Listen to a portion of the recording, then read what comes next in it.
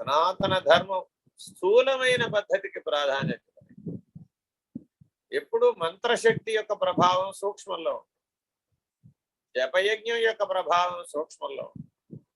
అంటే సూక్ష్మాన్ని సరిగ్గా గనక మనం సంస్కరిస్తే, బాగు చేస్తే, అప్పుడు స్థూలంలో ఉన్న జీవితం సహజంగా బాగు. ఈ దృష్టితోనే కర్మ మార్గం, భక్తి మార్గం, యోగ మార్గం సూక్ష్మ శరీరాన్ని సంస్కరించేటటువంటి పనిలో పడ్డది. తద్వారా కారణ శరీరంలో ఉన్నటువంటి మోహాన్ని, అవిద్యని జయించడానికి కావలసినటువంటి ఆత్మజ్ఞానాన్ని సముపార్జించగలుగుతాం.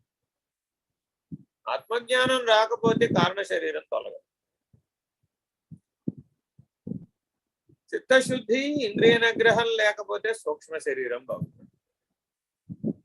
అందువలన సూక్ష్మ శరీరంలో ఉన్నటువంటి అహంకర్త, అహంకారం ఏదైతే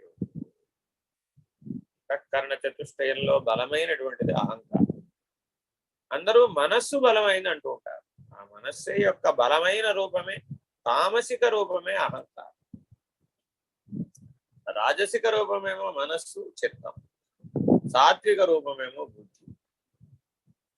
కాబట్టి గుణాతీత స్థితిలో ఉన్నప్పుడు అదే మనస్సు ప్రత్యేగాత్మగా మారిపోతుంది. అప్పుడు మనస్సు అని పిలవబడదు. దానికి ఏ చంచలత్వం ఉండదు, దానికి ఏ చపలత్వం ఉండదు, దానికి ఏ రకమైన సంస్కార బలం, వాసనా బలం అంటదు. దానికి ఏ రకమైనటువంటి కర్తృత్వ, భోక్తృత్వాలు ఏర్పడవు. కాబట్టి ప్రతి ఒక్క మానవుడు తప్పక తాను ప్రత్యేగాత్మ స్వరూపుడననే స్థానంలో నిలకడ చెందాలి. ఆ జ్ఞానంతో చూడాలి, ఆ దృష్టితో చూడాలి.